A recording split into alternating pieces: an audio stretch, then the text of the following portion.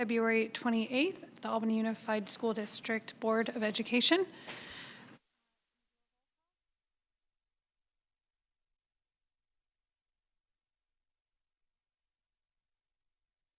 I saw her in the building. Yeah. President Davidson. Here. Superintendent Wells. Okay, we will now take any public comment on closed session items.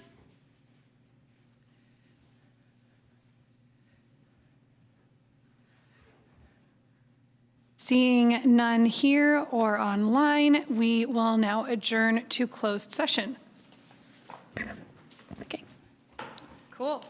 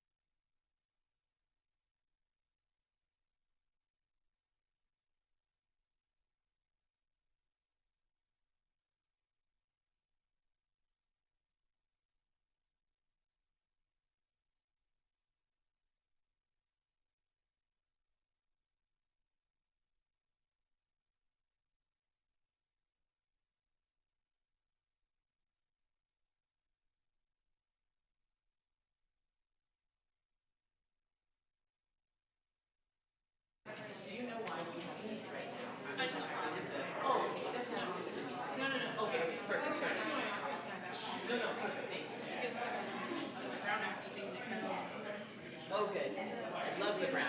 Yeah. It's my favorite. I'm sure you do.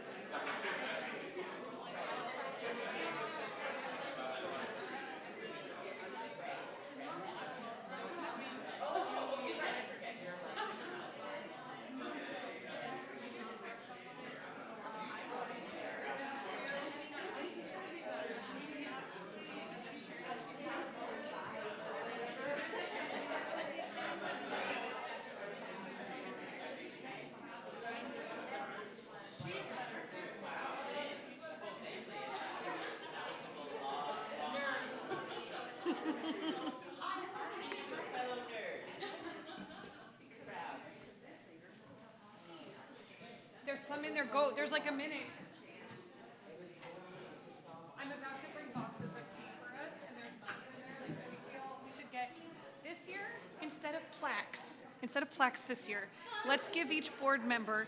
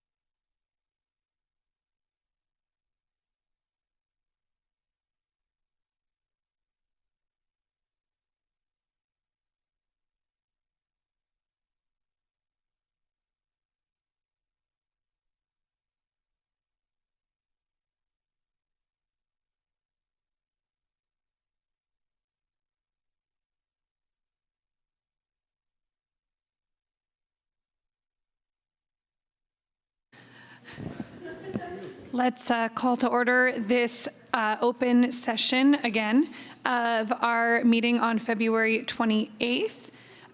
We'll do another roll call. Student trustee Garcia Bustamante. Here. Student trustee Dana. Here. Trustee Rosenbaum. Here. Trustee Kahn. Here. Trustee Hopwood. Here. Vice President Boyd. Here. President Davidson. Superintendent Wells. Here. All right, there was no action taken in closed session this evening, and we will now do our Pledge of Allegiance.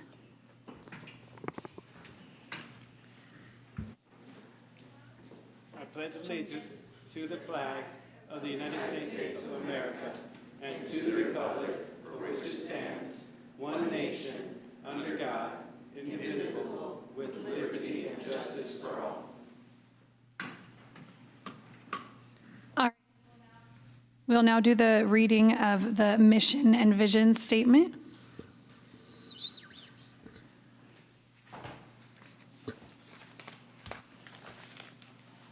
Alrighty. The mission of Albany Unified School District is to provide excellent public education that empowers all to achieve their fullest potential as productive citizens. AUSD is committed to creating comprehensive learning opportunities in a safe, supportive, and collaborative environment, addressing the individual needs of each student. Meeting norms maintain a focus on what is best for our students, ensure a safe environment for all views to be expressed, treating each other, staff, and the public respectfully. Endeavor to find common solutions to issues through collaboration without sacrificing one's beliefs in what is best for students. Make a commitment to effective deliberation, each one listening with an open mind, while others are allowed to express their own points of view, even if one disagrees. Thank you for that. We will now, sorry, different tab. We will now do the approval of our agenda. So if anyone has a motion to approve or items that they would like to pull or rearrange, please bring that up now. I move to approve the agenda as written. Second. All in favor? Aye. All opposed? Seeing no are different. Yeah, I am pushing, but it keeps going out. All right, it passes. Oh, maybe that's why you don't have to hold it anymore. Hold it to cut it out. Okay, we will now move on to our spotlight tonight, which is Albany Middle School.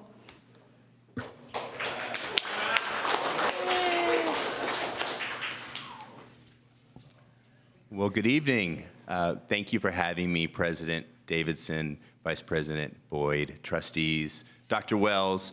This is my first time here speaking as the new principal of Albany Middle School. It's an honor and a privilege as a former student in Albany, former teacher in Albany, and having kids in Albany. This is a wonderful school district. So when I was thinking about how I wanted to show off our school, because that's what I really want to do, I looked at the whole child. What are we doing to support our students outside of the classroom? We do so much inside of the classroom.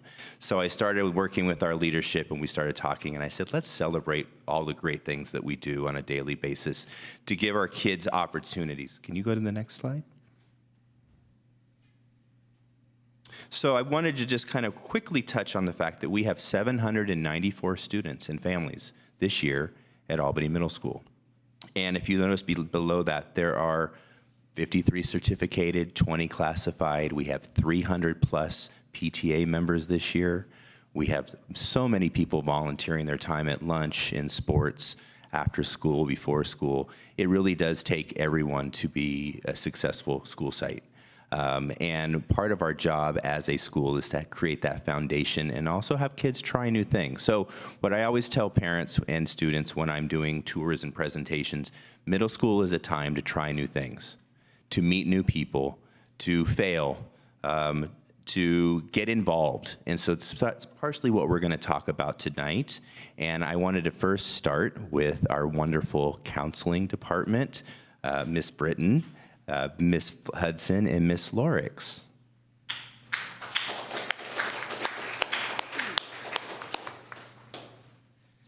Hi, good evening. I'm Mary Flo Hudson. I'm the current 7th grade counselor, and behind me are Ms. Lorix, the current 6th grade counselor, and Ms. Britton, the 8th grade counselor. Kelly and Annie and Mary Flo, we don't have to use the Mrs. So really the bulk of our job is to socially and emotionally and academically support our students. And as you can see, these are breakdowns of our numbers. We loop with our students. So the students that I have now in 7th grade will be my students again next year in 8th grade. And then I'll start again with 6th grade in the following fall. So having that allows us to provide a continued support with a consistent, safe adult and to develop relationships with our students and their families in order to develop a rapport and really watch them grow and support them continuously throughout the 3 years. So I really appreciate the way it's structured. Hi there, thanks for having us tonight. Can we see the next slide, please? So we wanted to show you this slide because we work in collaboration as a counseling department with our mental health department, and then also with our student success-based coordinator, Will Kaysen. And then we also partner with our administrative team and teachers and family members. But typically we are a first point of contact when a student, parent, guardian, or teacher is seeking out support. So we would then meet with the student to assess their need and come up with an action plan. And our main focus in the counseling department is solution-based.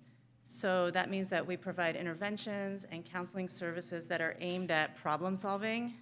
We would discuss and develop strategies with students to help them figure out how to address their social, emotional, or academic problems that they're bringing to us. But when students need more specialized or ongoing therapy, that's when we would refer them to our mental health department.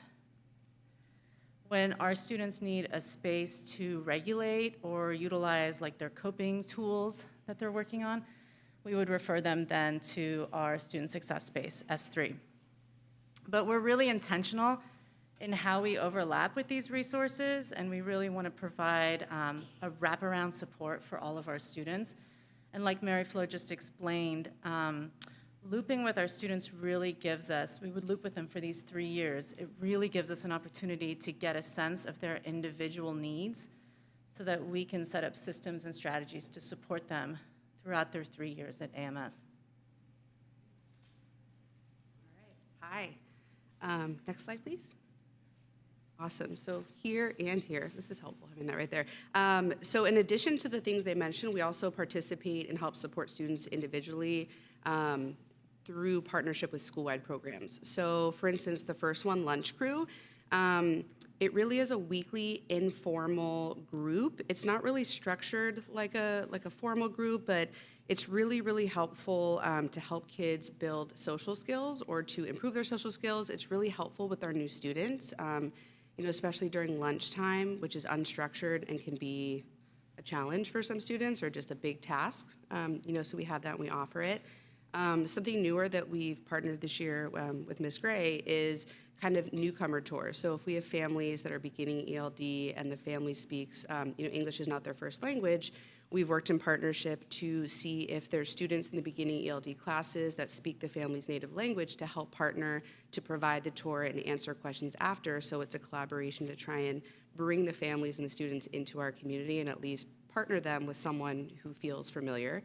Again, new student and family support with new students. We do a lot of onboarding in terms of getting them set up to feel present, prepared, and successful with how Albany functions and in terms of like what's required for our schools.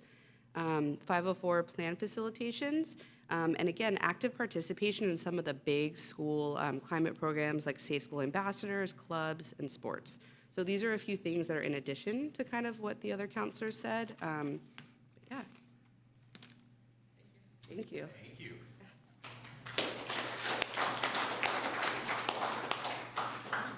So I am going to represent Mr. Barstad, who is our Associated Student Body Advisor. He could not be here tonight, but our Associated Student Body is our leadership, our student leadership. They do a lot of amazing things, and one thing that they do is they oversee all of our clubs. Our clubs are started by our students. Now, a lot of these clubs that you see here have been going on for years, and I want to credit Ms. Brill, the former principal, for all of her hard work in making sure that we have 25 clubs. That is an amazing number of clubs. A lot of these clubs meet at lunch, so again, that gives our students a space. They get to meet new people, they get to make new friends. We have students in 6th grade coming from 3 different feeder schools and from all over the Bay Area. Some of these clubs actually meet after school. So it gives kids a place to go, it gives kids to try new things. They can be in multiple clubs in the same week. And if you notice, we have a couple of new clubs that will be beginning very soon. We have a baseball club, a softball club, and then the Familias Latinas de Albany Club. And so there's some exciting things going on right now. And it's, again, we want kids to be active. We want kids to be a part of what goes on in our school and in the city of Albany. Next slide, please. So some of the highlights. I just wanted to briefly show you some of the highlights. So our first dance this year was out in the courtyard. And I don't know if you came by, but it was very loud. And the neighbors were very patient with us. But the DJ was on the 2nd floor playing down to the kids on the courtyard dancing. It was a lot of fun. And our second dance was in the gym. But I think the biggest one is the number of kids who attended. That's a lot of students. And so that's really high participation. And I think that's the main thing, is getting kids to participate and not just do school, to do other things besides go to class. We've had a couple of spirit weeks, which have been a lot of fun with good participation. And we had a food drive this holiday season, and we brought in a lot of food items for It says over 300. It actually is 3,000, so that's a typo on my end.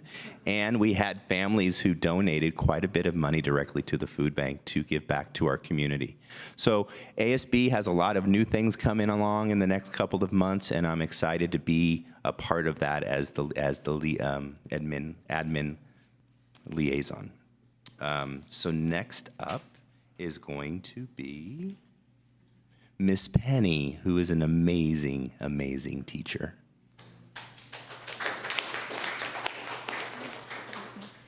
Hi, so I'm Amy Penny, and I'm the theater teacher at the middle school. And so we have trimester 7th grade classes, and we serve about 150 students through that program. And then semester 8th grade theater classes, about 30 students. And then we just started a couple of years ago a semester 8th grade theater production class, and they create all the technical elements for the school play, which happens in the spring. One of our big things, though, that we do that we love is an after-school Cobra Theater Company. And this year, we have actors and a playwrights ensemble and a stage crew. And each year, we serve about 65 to 100 students, and that's mostly after school. And it's open to all students, all grades. Our main focus is to create community, to create a place where kids feel like they belong and they can really bond with each other.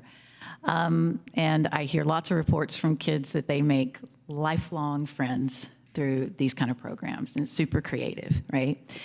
So they get to express themselves. We do 2 productions per year, a scene showcase, usually sometime in the winter, and a school play in the spring, which is traditionally a musical. This year we're doing something brand new for the first time. Stuck, the first AMS original full-length musical, opens on May 19th at the Performing Arts Center at the AMS Annex. So the students wrote it. We have 15 playwrights. They're still editing right now, but we're rehearsing. We have 3 student directors. So the idea behind this was like really get students to take ownership in their own projects and what they're doing, and teach them theater skills like not just acting, right, but also creating and writing and collaborating and, working well with each other, communicating with each other. So that's a little bit about what we do, and thanks so much.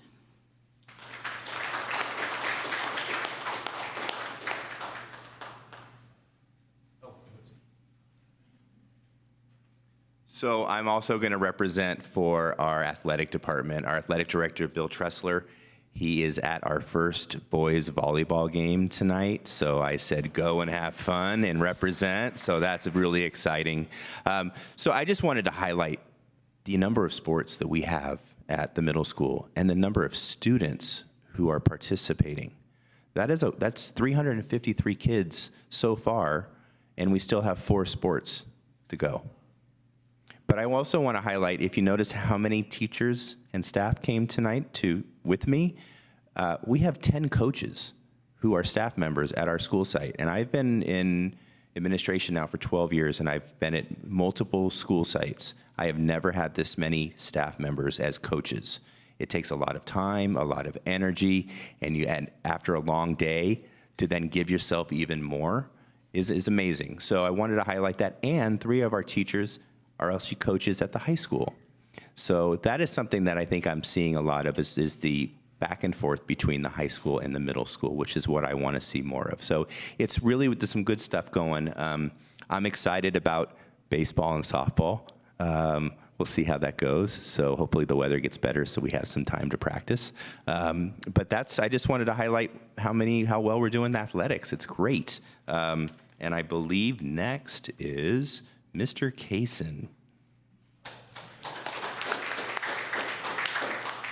Well, to our awesome and amazing board, it is a tremendous Tuesday evening. So to get us started, I always like to do some type of emotional, social. Yeah, you've been with me about a week ago. And so let's just relax from the board. So if you can just put your arms up, raise them, and count to 5. 1, 2, 3, 4, 5. And then when you slowly lower your arms, you're going to say waterfall. Ooh, waterfall. All right, and then turn to one of your wonderful teammates and just say, you are amazing. You're amazing. You're amazing. You're amazing. Excellent. So yeah, Excellent. You're amazing. Thank you. So when we think about, I'm representing Karen Kep tonight, and Karen and I partner up together when it comes to the Peer Circle Up, along with our former principal and one of my teammates and my partners, Deb Brill, and also we have Safe School Ambassadors. And one reason I just had you do some social and emotional regulation and then also say you're amazing to your teammates in your community, that's what our Safe School Ambassadors do. They create a sense of community, a sense of belonging, but also they create a place that students can gather, that they can listen to one another, and also not only listen from the heart, but also speak from the heart. And so when I think about those principles are the same principles that we use in our restorative justice and our restorative practices, and our Safe School Ambassadors, they go around with these cards right here. And these cards, when they're on our school campus, they're our eyes and our ears because they're closest to their peers. So they look for things that may not be as safe or supportive that their peers or their friends may be saying. And as a Safe School Ambassador, they'll listen, and then maybe they'll try to reason, or they will get help if they need help from one of our teachers or our administrators, they'll get help. But also they find ways of support. They listen to both sides. And a quick story, just maybe like 3 weeks ago, one of the Safe School Ambassadors was sharing with me. They said, Mr. C, I heard one of my friends make a comment about someone else, and I didn't feel good with it. And they said, so I wanted to stand up and say something about it. And I said to them, that's not a great comment that you made toward that next person. What can we do to make it right? And those are what our Safe School Ambassadors do. They're able to stand up. They're able to report back to us as we meet as a family. We call our group a family, and report back to what's happening with our school and what's happening with our students. Because we want to create a climate and a culture where every student is valuable, every student has a voice, and every student is a part. And so if I think about AMS, I want you to repeat after me. We are awesome. We are magnificent. We are super duper. And we're Albany Middle School. Albany Middle School. So when we do things like that, that creates that environment. And one of the things that I'm really close about is our restorative practices and our restorative justice. You know, as Deb Brill started that program along with myself and Karen, and we're training students, 7th and 8th graders, to be restorative justice leaders. We call them our Peer Circle Up. And I won't take you through any of the activities we do at Peer Circle Up, but the next time I come visit, I'm going to have you in the circle. We're going to do a circle about how do we make amends. And we look for things in our school community where maybe there was some wrongdoing, and who did the wrong, and how do we resolve that wrong. And I believe that we're giving students some skills that are transferable skills that they can use there at middle school, but also they can use throughout their lifetime. And this restorative justice practice that we're doing also are circles. It could be harm circles, where there's been some harm at our school, and we're training students to lead those restorative justice circles. And so it's amazing. We've spent 2 days training students on restorative justice practices, and then we open up the S3, the student success space, to be a place where students can get one-on-one coaching. They can work with their partner because they're partnered in twos, and then they do an advisory period. And at their advisory period, they have support from teachers, they have support from staff, but they actually take ownership of that circle, and they give a topic and a theme for that advisory period that lasts about 20 to 25 minutes. And it's so important, I believe, at our school site. And then as you can see behind, we have Unity Week coming up. And Karen Kep is the designer of this Unity Week. It's a big celebration where students design T-shirts, and it's a T-shirt contest, and we wear that T-shirt during the week, and it's a different theme and different process that we use throughout that week of Unity Week of bringing our campus together.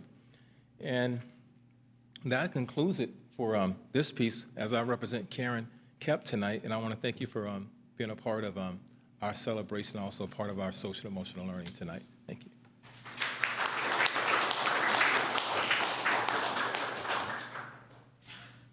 So our next person to speak is our amazing PE teacher extraordinaire, Mr. Matt Peters. Thank you, Mr. Mapes. Earlier in the year, Mr. Mapes put out an all-call and said, "Hey, we're gonna try this program that's the Cobra tutoring program. It's maybe been going on. It was my first time ever getting involved with it, and it was something I kind of wanted to try to do. I've been doing PE for a long time, and I'm doing this in addition to PE. This is, we call it the Cobra Tutoring Center. It serves AMS students, and it offers them homework help after school on Monday, Tuesday, and Wednesday. I've liked being involved in it. A couple notes I got here that I think are kind of solid. The three highlights, well, first off, the AMS students that are involved in the Cobra Tutoring Center, they've been identified and referred to me, and I kind of reach out to the parents by the teachers, the administration, the parents, and the counselors kind of reach out, and then we get them involved in the tutoring center. A couple of highlights for it. I think that it's a really good opportunity for the AMS kids to complete assignments and get homework done. It's a safe place where other kids are getting stuff done. So bottom line is it's a place for after school kids who might be struggling to find a place to get work done. They can get work done. So that's number one I really like about it. The AMS kids have an opportunity to connect with a high schooler and a mentor a little bit, and just a stronger connection with the school in general. So I think that's kind of a bonus. And the third thing is just, and Mr. Mapes kind of touched on a little bit with like the connection with the AMS and the high school. The high school students coming down to the middle school, it's really fun to just get to work with them and see them work with these middle schoolers. And a lot of times it's one-on-one tutoring or homework help, really more than tutoring, but it's one-on-one a lot of times. And I mean, I'm just hearing things, and these high schoolers so encouraging, and I'm just like, it's just a really neat experience. And I think it's good for the high schoolers. They're bolstering their college applications. They're doing that for that reason, for sure. But they're learning about learners, and they're learning about themselves. And so it's been a good experience. We've got 45 students from the middle school participating, about 41 from the high school. And so far, we've gotten really good feedback from parents. And I like what I'm seeing. It's pretty cool. So thanks for having me.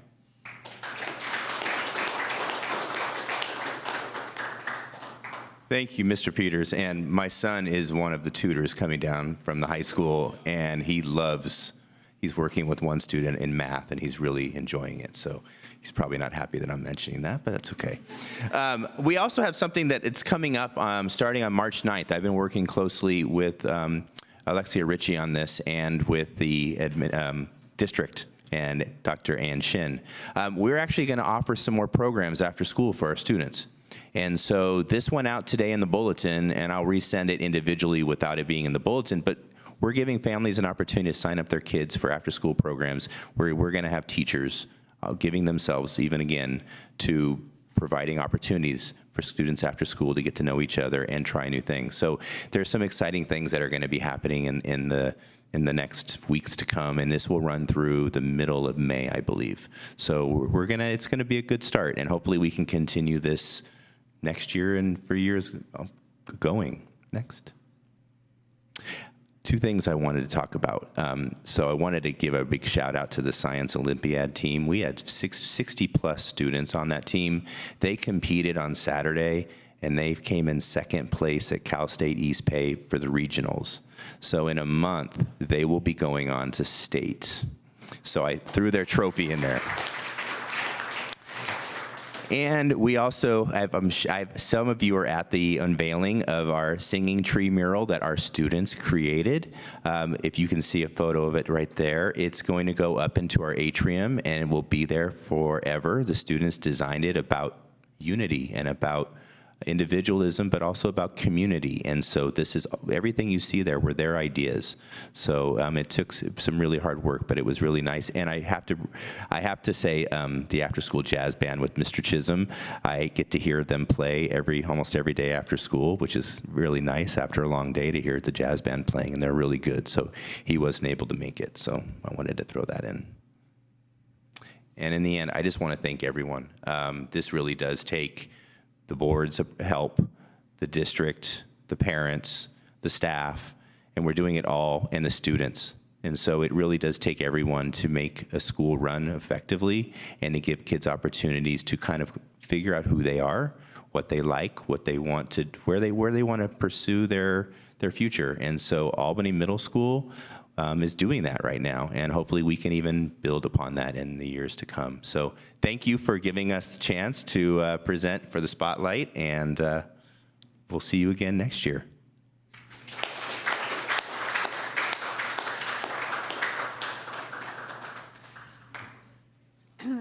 Well, thank you. Those are always such a positive way to start our meetings, and it's so cool to see what's happening at the middle school. Can't wait for my kids to be there.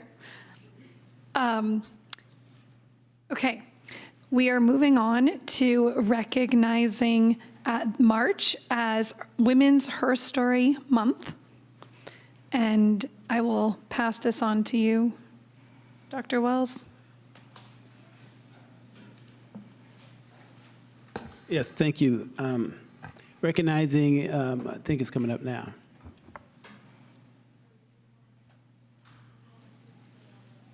As you can see, we have resolution number 20, 22, 23, and 21.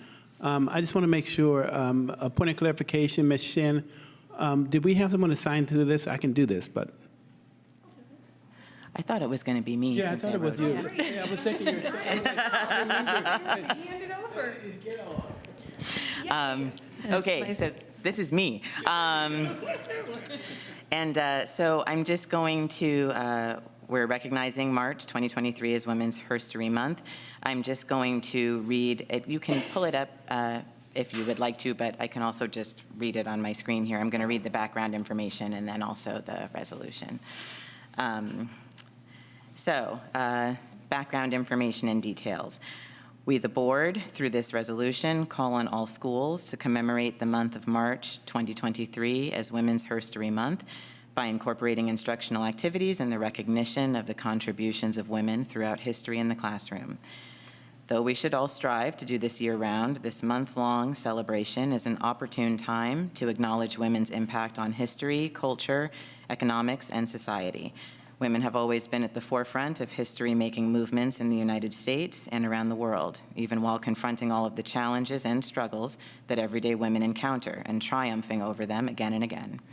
This year's theme for the month, designated by the National Women's History Alliance, is celebrating women who tell our stories. We all owe a great deal of gratitude to women who have kept our stories alive, preserved, and conveyed our lessons and wisdom for the benefit of future generations, and had the courage to speak truth to power so that we all might face the ugliness that continues to plague us, armed with the knowledge and strength we need to overcome it. Turning to the resolution, resolution number 2022-23-21, proclaiming March 2023 as Women's History Month. Whereas women of every race, class, and ethnic background have risen to the challenges of our time, including the ongoing COVID-19 pandemic, with their skills and knowledge, their personal strength, resolve, and resilience, their grace and humility, and their spirit of selflessness and service, filling gaps and doing whatever needs to be done, both inside and outside of our homes and families, to ensure those around them have what they need to thrive. And whereas Albany Unified School District has a staff comprised overwhelmingly of women, and women constitute the majority of district volunteers.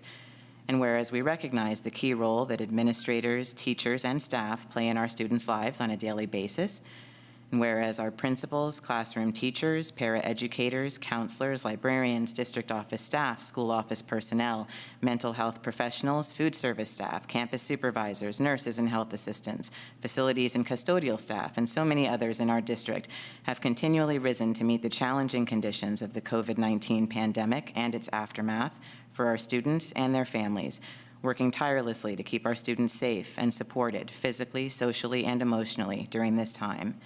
And whereas the work of women in and out of the home is still undervalued by our society, as women continue to be paid less than men for the same work and to hit up against glass ceilings and outdated notions of what it means to be qualified or successful as they attempt to advance in their chosen industries and pursuits. And whereas women of all ages throughout history have continued a long legacy of collaborating and mobilizing for equity and justice in their schools and communities so that we are all better off, more protected and advocated for, thanks to their unceasing efforts. Therefore, be it resolved that the Albany Unified School District Board of Education proclaims the month of March 2023 as Women's History Month and encourages all district schools to observe this occasion with appropriate instructional activities. Be it further resolved that we dedicate this month to all the women who work and volunteer in the district, and we take this opportunity to celebrate and express our gratitude to all of you. All right. Any quick comments or questions on that one? All right. Yes, I do. When I look around the board, with the exception of Trustee Rosenbaum, we are led by women, and that's a lot of progress. And we honor you and appreciate your work. And I appreciate the month of March being not only my birthday month, but more importantly, Women's Month. So thank you for that. So I'm just really proud for the same reasons that you expressed, Dr. Wells. You know, in education and all the fields that I've been involved in my life, you know, Chairman Mao said women hold up half the sky, and that's at least half the sky. Would it be appropriate for me to make the motion? I am very proud to make a motion that we accept and we approve resolution number 2022-23-21, proclaiming March 2023 as Women's History Month. I'll second. All right, all in favor? Aye. No opposition. That passes unanimously. Also, it was beautifully written. Yes, it's great. We'll now move on to approval of the consent calendar. If there's any items on this that anybody would like to pull.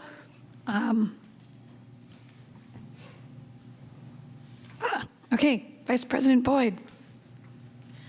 I would like to pull items 14E and 14F, just so we can have a little discussion first. All righty. Any others? 14C, please. Okay. All right. So we will now take a motion to approve the consent calendar without items 14C, E, and F, and we'll come back to those, or can we just discuss them first? Come back to them. Okay, so a motion to approve minus 14C, E, and F. So moved. Second. All in favor? Aye. No opposition. Okay. Item 14C, Trustee Hopwood. I really had a quick question. So when I looked into what constitutes full day in this context, I've seen different definitions of full day, and I was curious. It talks about 36,000 minutes a year, 180 school days, but also about 4 hours or not more than the elementary full day. So I was just curious with this particular item what we're referring to when we say full day.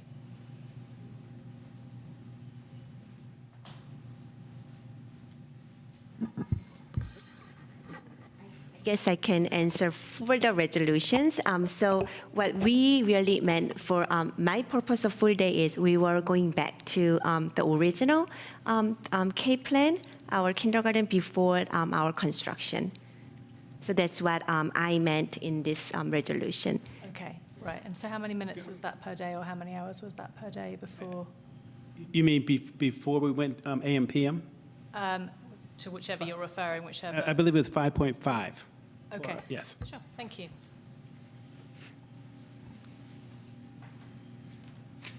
Okay, but item C is just so that we can file for these grants. It's not impacting what we're offering in AUSD at all. It's just to apply for a grant. That is correct. Okay. No, totally fine. I just wanted to have more of an understanding. Thank you. I asked that in an agenda setting meeting, so I thought it might, I was also curious. Okay, items 14E and F.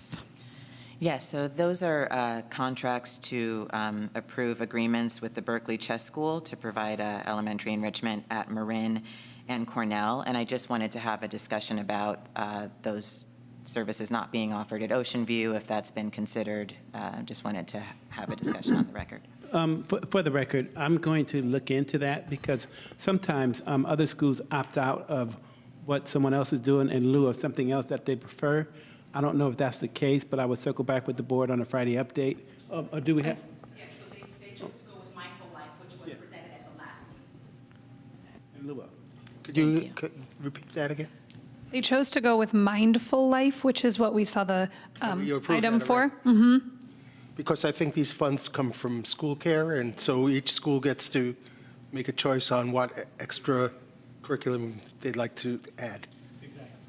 So it's not equal, it's equity. that there was a huge discussion when this actually came about. Yeah, and a voice, because Yeah. we're very inclusive, collaborative, and transparent. And sometimes, for example, Ocean View might want one thing. Correct. Fitting for the kids, and Maria may want something else. But they both get to have an opportunity to choose what would be best for their community. And they get the same shot at the funds. And I appreciate trustee calling out, because it looks like these two getting it and the others not. And we should give an explanation, so thank you for the question. Thank you. I will say my son came home today very excited from school because he said, Mom, we get to have chess at school. And he beats me at chess badly every time, like badly. And I have a chess book that I'm reading now, so I'm not sure this is good for me, but I'm glad he gets it at school. Okay, any other questions on items C, E, or F? All right, we will now take a motion to approve items C, E, and F. I move that we approve items 14C, 14E, and 14F. I'll second. All in favor? Aye. Okay, no opposition. The consent calendar passes. We will now move to, and I'm sorry, I'm not seeing any public comment on the screen or at the podium. Student board member reports. Thank you. So tomorrow at lunch for seniors, there will be a Contra Costa workshop seminar. That's Wednesday, February 29th. And the State Seal of Civic Engagement and the State Seal of Biliteracy are both being offered by the district. And so this is an opportunity that seniors can apply for. Assistant Principal Michelle Lausheim has already visited classes speaking about the State Seal of Biliteracy, but the State Seal of Civic Engagement, I guess, introduction of the opportunity to seniors will be happening next week. And then, or either later this week or next week. So students, keep your eyes peeled and ears ready for that. And then course selections for freshmen, sophomores, and juniors for next year will be happening in history classes next week by the counselors. Tickets for the Albany High School Theater Ensemble's production of Mean Girls are still available. Their first performance is going to be this Friday. No, next Friday. Next March Friday. 9th, 10th, 11th. 9th, 10th, 11th at 7 p.m. And tickets are $12 for students. And to get tickets, you would visit Albany High Theater on Instagram, and they are selling out very quickly. So if you would like a seat, you should consider, buying them in a sooner manner. And that's all we have for today. So. All right. We will now move on to persons to address the board on matters not on the agenda. So please come up to the podium here or raise your hand if you are online. Seeing no one running up, we will move on. We're now going to move. Madam Chair, may I interrupt, please? Next, we're on the item of ethnic studies, and that's scheduled to go on at 8:05. I am going to publicly acknowledge, I'm channeling my Ron Rosenbaum, that we table this. You owe me big time. Oh, all right. Big time. I don't know. Should I allow this? I'm not sure. Just so that,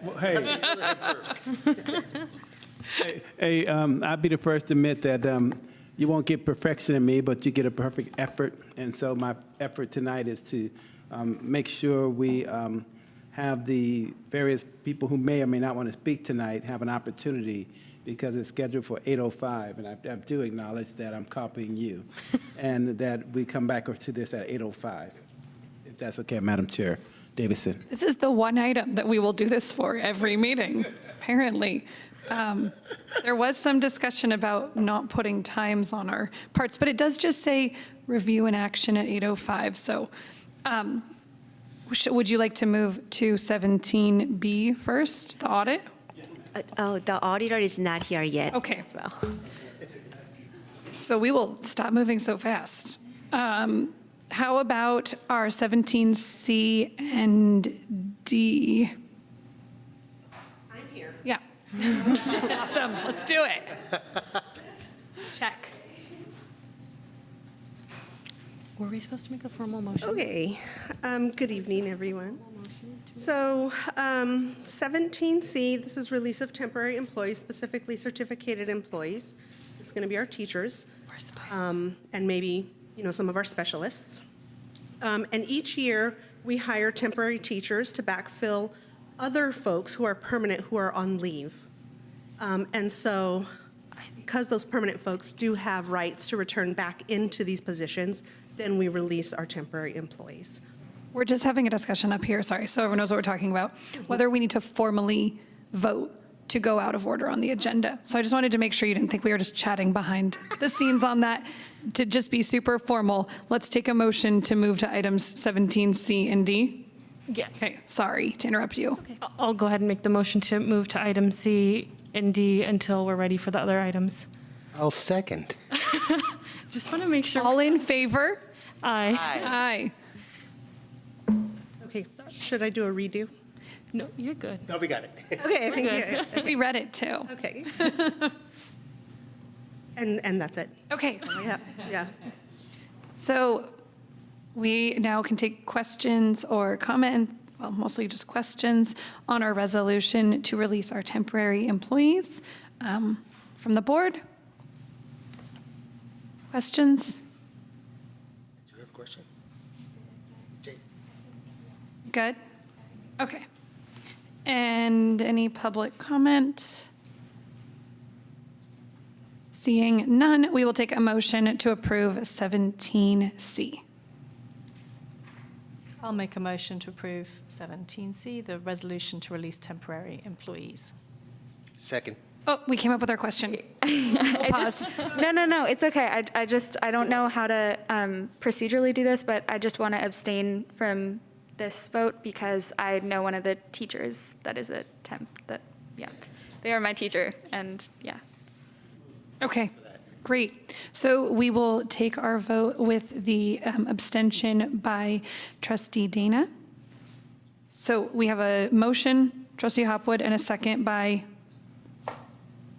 Rosenbaum? Okay, great. And all in favor? Aye. Any opposition? One abstention? And we will now move to item 17D. Okay, so this resolution is for the reduction of classified services. And what that means, classified staff in this case are some of our paraeducators and lead paraeducators over at the Albany Children's Center. And as it explains in the backup document, we had expanded the Albany Children's Center hours of operations while we had temp housing. And so while we had AM, PM kindergarten, we had a need for expanded childcare. But as we return to our previous schedule, which is to have an early bird, late bird model, we no longer have a need for that childcare. And so we are reducing the FTE that is associated with those hours. But I will say, because it's never easy to do this, right? This really means a layoff of staff, that we are hoping that our ACC enrollment, that we can sort of beef it up and that we can bring all, if not most of these folks back. Any questions on this item? Just a statement. That March 15th is a really tough time for a lot of people. And it's not only tough for the people who get those letters, but it's tough for the people that have to deliver them.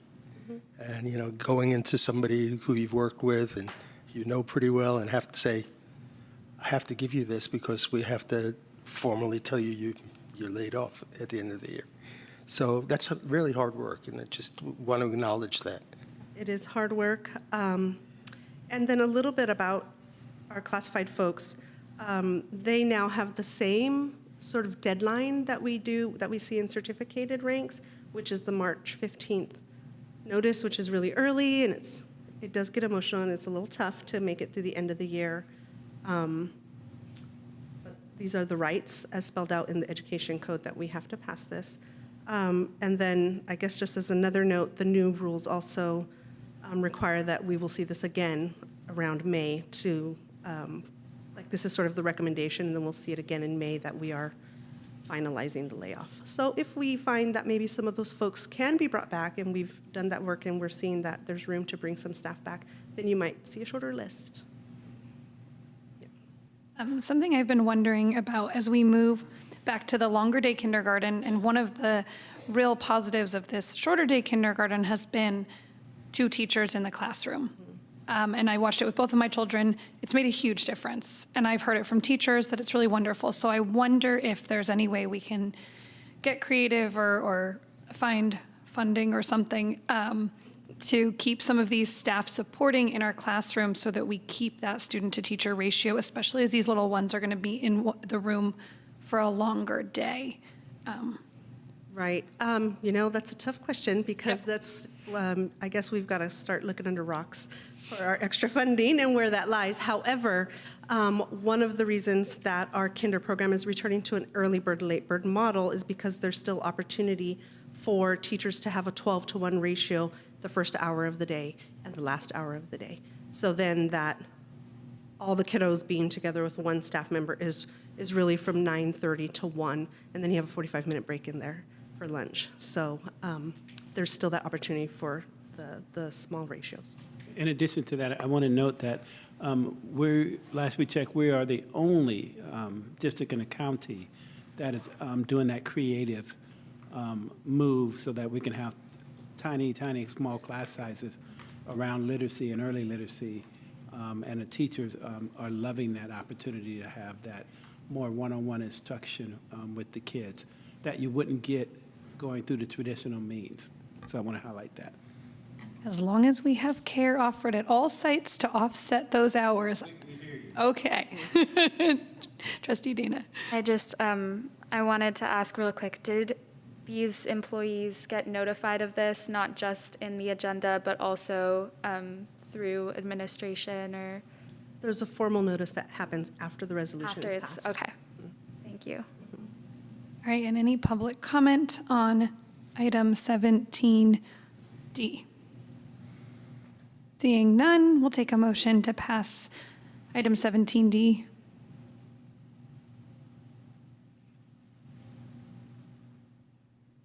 Again, I think I have to abstain from this one. I have a family member that works, yeah. So moved. Okay, Second? all in favor? Aye. All opposed? Abstentions, 1. Trustee Dana. Okay.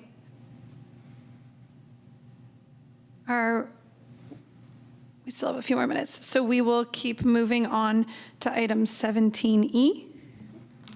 Okay, so as you may have noticed in the board backup, this is a reduction of particular positions for the exact same reason, because we no longer need the childcare between those hours. Only that you also may have noticed that the resolution reads a little different because this classification of staff are what we refer to as the Albany Children's Center teachers. So they're not certificated, they don't have credentials, but they work in a position that requires a permit, a child development permit that is issued by the California Teachers, the Commission on Teaching Credentialing. And so the code and the language is just slightly different, but it's for the same reasons and they have the same rights. So nothing different other than the sightings of the ed code and so forth. Okay, any questions on resolution, reduction of persons in position requiring a child development permit, or 17E? Okay, any public comment on this item? Seeing none, we will take a motion. So moved. Second. All in favor? Aye. All opposed? No opposing votes. 17E passes. And shall we do 17F? Okay, so we'll need a motion to move 17F ahead of A and B on our agenda. I think we could just amend the earlier motion to state that we'll come to 17A and B at 8:05. Perfect. We could also do staff reports if we need any extra time. Are we ready So for we 17? wanted to We're going to do 17F right now. Right. Yeah, we amended it to say that we'll get to 17A and B at 8:05. Right. We'll move to those. And until then, we will move to 17F, which is our appointments to AUSD District Board appointed committees.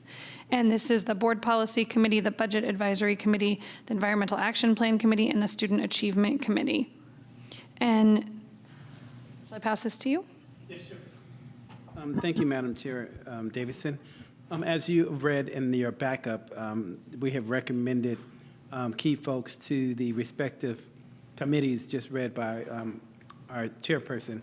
And so the staff recommendation is for the board to approve the appointments to the Albany Unified School District Board appointed committees. All right, any questions or comments about these appointments? Yes. I just wanted to be clear, I think I know the answer, but since you asked. There's enough room on all of these committees for all of these people. We're not turning away people who applied, is that correct? Are these all the people who applied for these committees? These are the people who applied and were recruited. And so we didn't have any in this batch that we didn't think were unfit. And so yes, to your short answer is yes. Thank you. Who did the recruiting then? How did we recruit them? Various people, you have principals who. Principals and, yeah, okay. You have VPs, you have people like myself, encourage parents and others to get involved because we have space. And so we just do it by the word of mouth because there were vacancies. Good, thank you. In clarification, this is not a first time around, so we were kind of a little more desperate, so we used different means of doing it. It's not the first time we've been desperate. Nellie and I did too for students. I was really happy to see that we had some more students this time, so thank you for that work. Okay, any other questions or comments? Any public comment? Seeing none, we'll take a motion on 17F. I think we have to abstain as well because we know these people personally. I'm not. Is it abstention? Well, This is not, because this It is not, isn't? this doesn't have an adverse impact. Right, okay. And you'll be okay and you feel good about it. When it has an adverse impact that you noted, I would applaud you for doing what you did and taking an initiative. But this is something positive, and so feel free to participate in the positive piece. Okay, thank you for that clarification. So I'll move item 17F. Second. all right, all in favor? Aye. Aye. All opposed? No opposition. 17F passes unanimously. I'd like to stay in the review and action item if we can before moving on to other things. So if it is all right. Okay.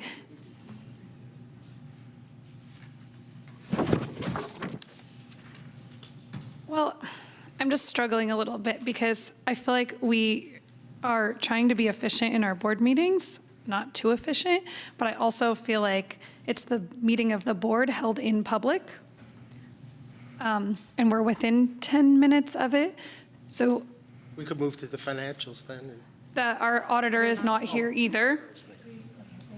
Jackie's having. I don't know if we're allowed to act, is it okay if I make a comment right now? I don't know what On the item? is there an item that we're considering right now? Well, we would be moving to 17A, or we can take a recess Oh, for a few minutes.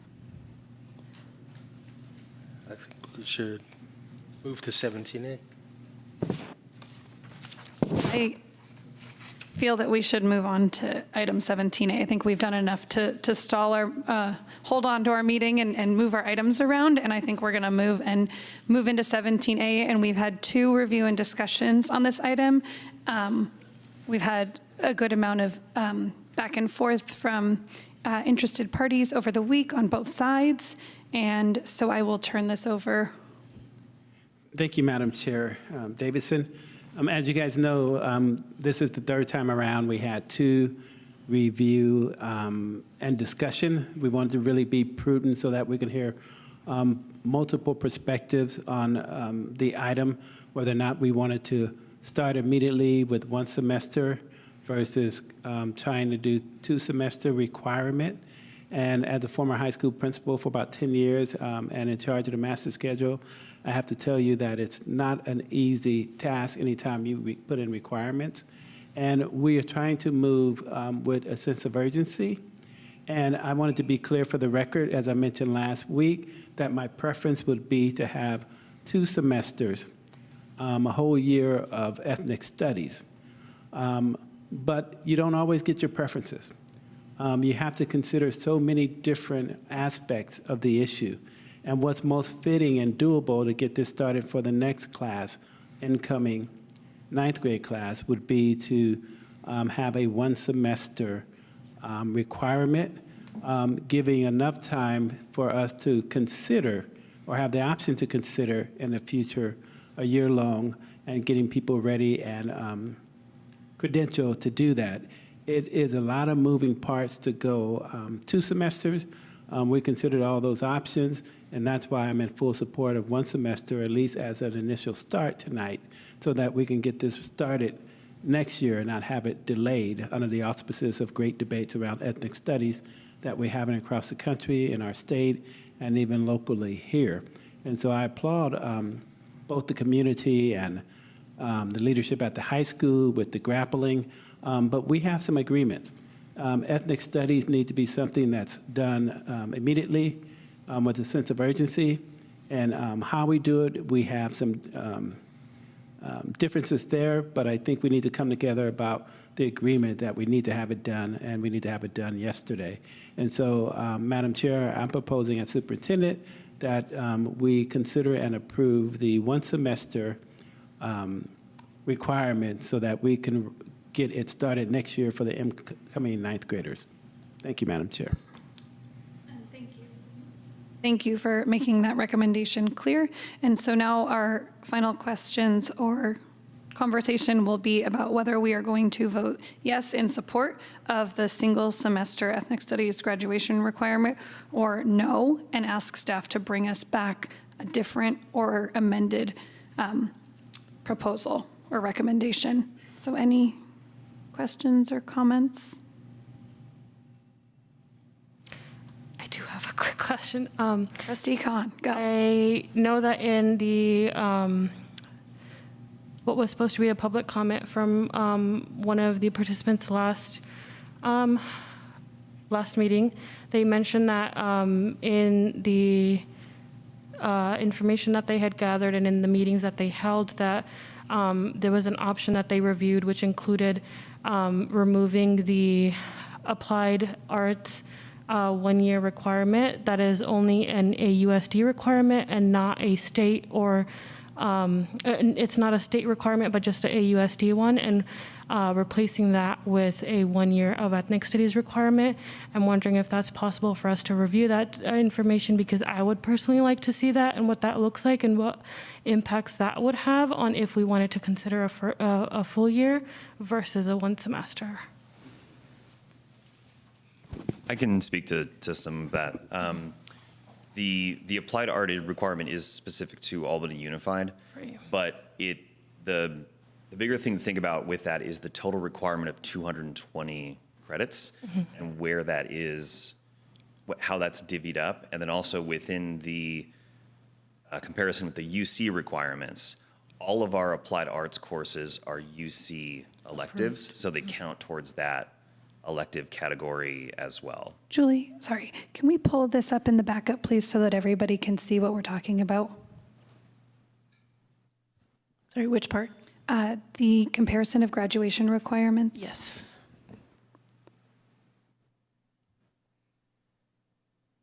Thank you. That's good.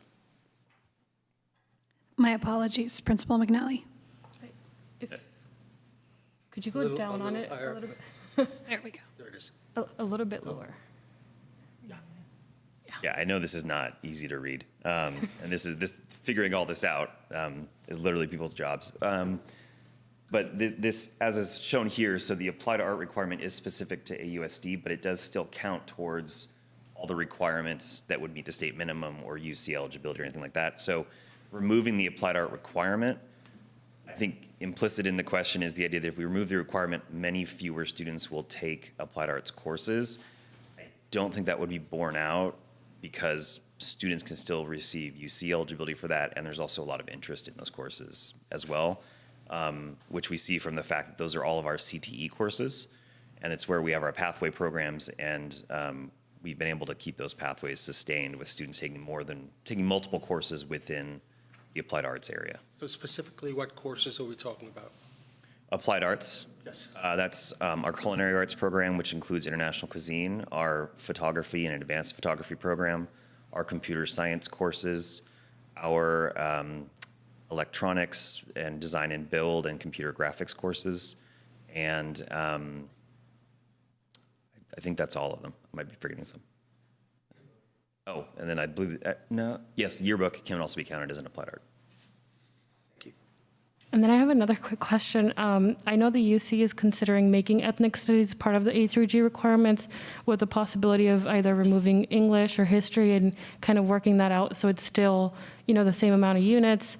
Was that something that was kind of considered when you guys brought this proposal together? And what would that look like if, I know the UC hasn't formally adopted or made any changes yet, but they're in the process of.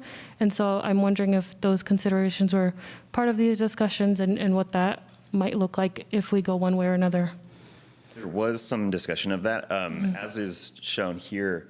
If you want to scroll it up a little bit. Thank you, Julie. UC only requires 2 years of social science. They do count ethnic studies, or they can count ethnic studies as a social science course. Ms. Polito, is it social studies right now, or is it a G elective? The ethnic studies. Yeah. Do you remember if it's a G? So it would currently be counted as a G elective, a general elective, but the UC requirement for social studies is the only area where UC requires less than the state minimum. So it wouldn't really, so all of our students, just by meeting high school graduation requirements, meet the requirements for taking all the social studies required for UC admission. Not to jump too far off topic, but maybe we could get a follow-up on this. I'm curious, we go with the UC recommendation on English, but we don't go with it on math. We go with the state mandated. So I'm just wondering down the line if we could get some updates, because as we're talking about changing things and pulling them, there must be a reason behind some of these decisions. So I'll just leave that we would like an update on that information. I have an answer if you don't. Algebra 2 is a killer for some students.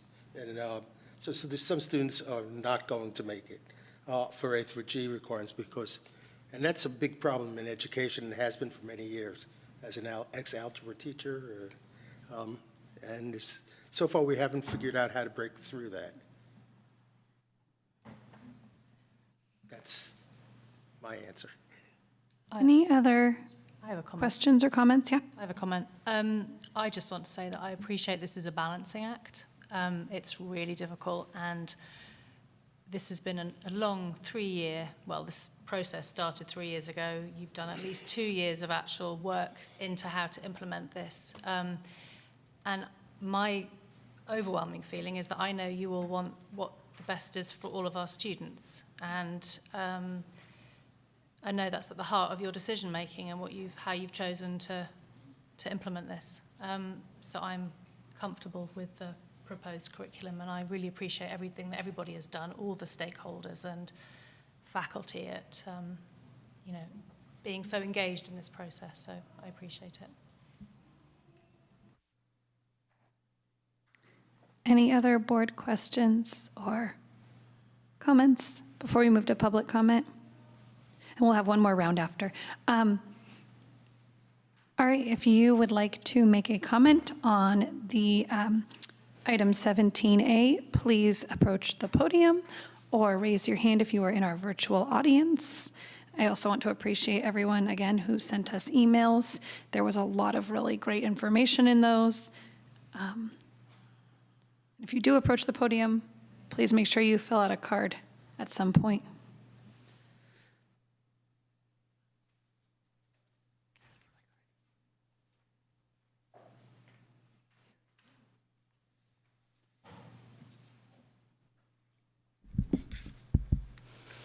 Good evening, Superintendent Wells, board, and staff.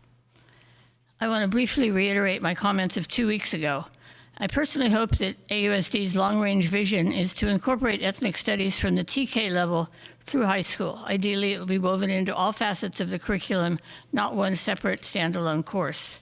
I believe that all students benefit from ethnic studies.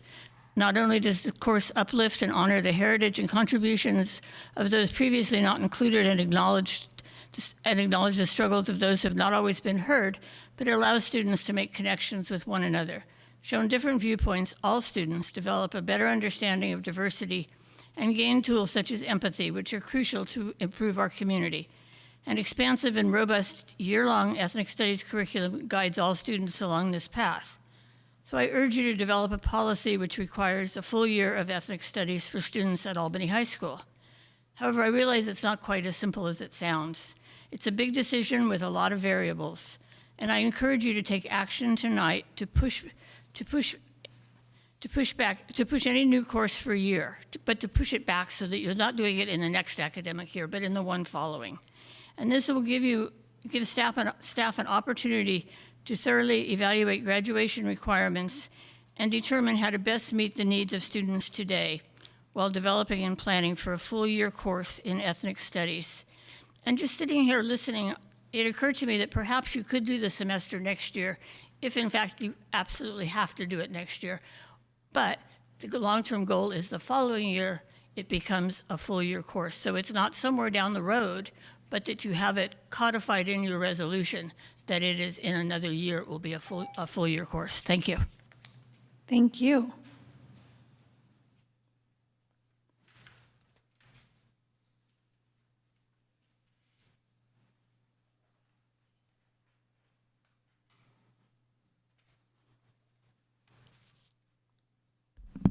Good evening, everyone. Last night, I sent you a long email, and one board member responded that I was using the race card. You know, ethnic studies is a course about history and race relations. Ethnic studies is a racialized and nuanced topic, and it is always political. So it is important to understand and acknowledge that. And most important, it is one step in addressing the continued educational disparities of our students of color. It is convenient to be colorblind and tone deaf in making board decisions that have a great impact on our students of color. At times, it is even considered impolite to raise issues of racism and privilege because it makes people uncomfortable. But in fighting for our students' rights to an equitable education, it becomes a necessary call out. And board members need to understand their role in promoting or not educational equity and racial and social justice.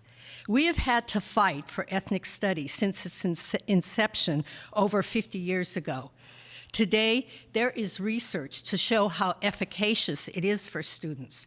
A required year course that focuses on the history of students of color is key because very little of the current K-12 curriculum offers a broad perspective with different voices.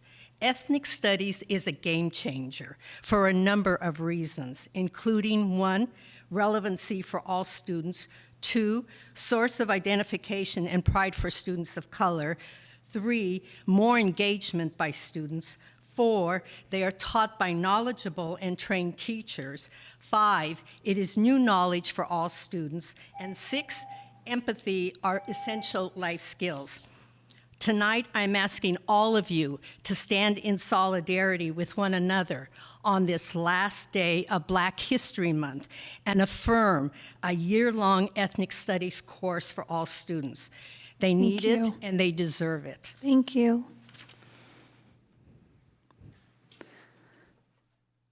All right, seeing no hands raised in our virtual audience and no one else at the podium, are there any final questions from the board, or do we have a motion on item 17A? Can I just make a comment? Oh, Oh, my mic is still on. It's a good thing I didn't say anything bad. I just wanted to make a comment, which is to say I appreciate all of the communications that we received, read them all.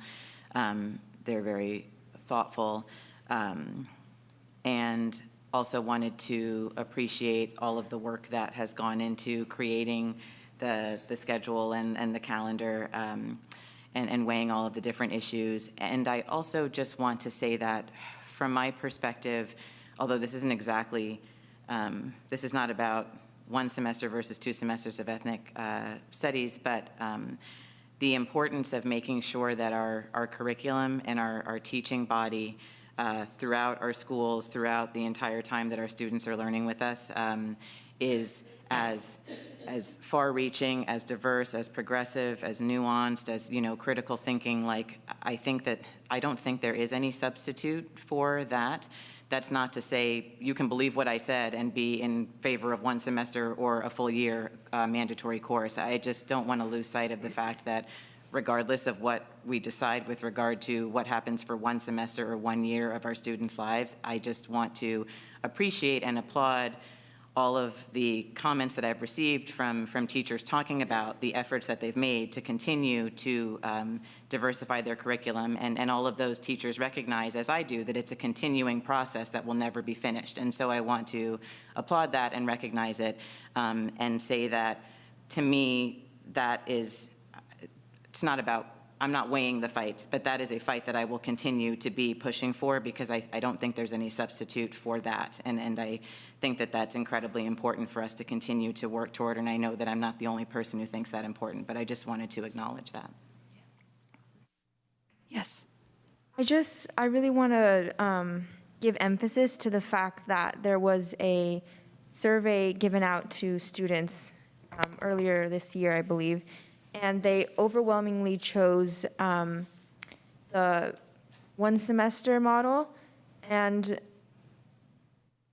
I'm just going to say that I don't think it was because they only want 1 semester of ethnic studies and that's it. I think just because of the limitations we have right now and how adequate a year-long ethnic studies semester course could be implemented in such a short time. I mean, courses are already being selected for middle schoolers, and I really want the board to be aware of the student preference. That's really appreciated, yes. Yeah, again, high school course selections are also starting to ramp up next week, as we announced earlier in our report. And just as student board members, that feels kind of like the reflection of the population that we are representing. And so I think Nelly and I don't want to speak for you, but I think we're both comfortable in moving forward with the semester option. So at our last meeting, well, I guess if we have a motion, that's great. I had said that perhaps we could add in, sort of schedule in a check back on this, and potentially, next year, and then we could also wait until some of these students have had the chance to take the year-long elective as well, and we could really see from students who have weighed those against each other and have experienced both, and really get some feedback. So that is one thing that we can put into a motion. We can also ask for other things, and we can also not vote for this and ask staff to bring us back another recommendation. I would assume that any new course would be sort of audited after a period of time. Would that be a reasonable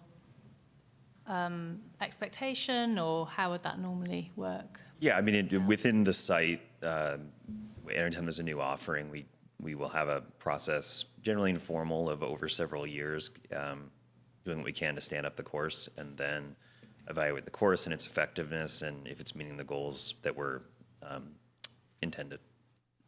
So I think that, based on what we've been hearing, if that could come back to the board as a staff report, and then if needed, we'll make it a review and discussion or action item to change. Well, a point of clarification, as you know, Madam Chair, we don't have a motion yet, so Right. whatever that motion is. If that happens. Yeah, so we don't know who's going to call the motion and what will be in it. And so that depends, right? Great.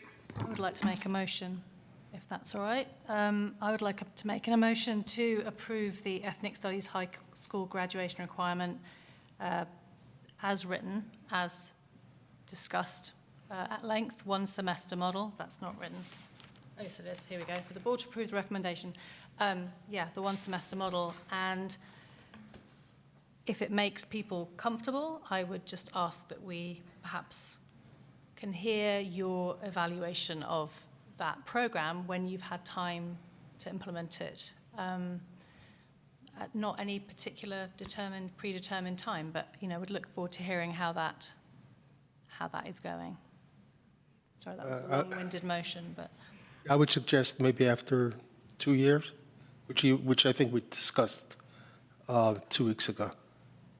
I think that's an appropriate thing to do, to look at the progress, look what's happening, and come back and have a report on.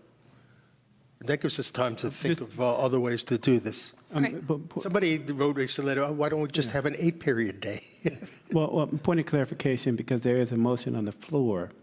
And I don't know if Trustee Rosenbaum is trying to amend the motion, but we need to so I could amend it now that we have more of a fixed period of time. So I'm just thinking, we do a spotlight. It'd be great we could have a spotlight on the ethnic studies and how it's going, right? Okay, so my revised motion would be that I am moving to approve the Ethnic Studies High School graduation requirement, which involves a one-semester ethnic studies course in 9th grade to run in partnership with the existing IHS program. And we'd love to hear in a couple of years if you would please come back and fill us in on how it's going. Thank you. Second. Okay, all in favor? Aye. All opposed? Abstentions? I'll abstain.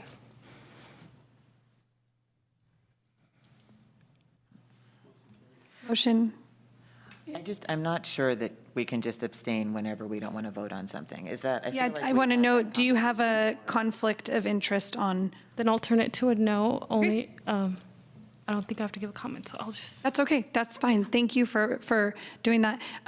As they said in our board training, all motions that pass unanimously is a sign of a dysfunctional board, so it's appreciated that sometimes we have people who vote how they really feel.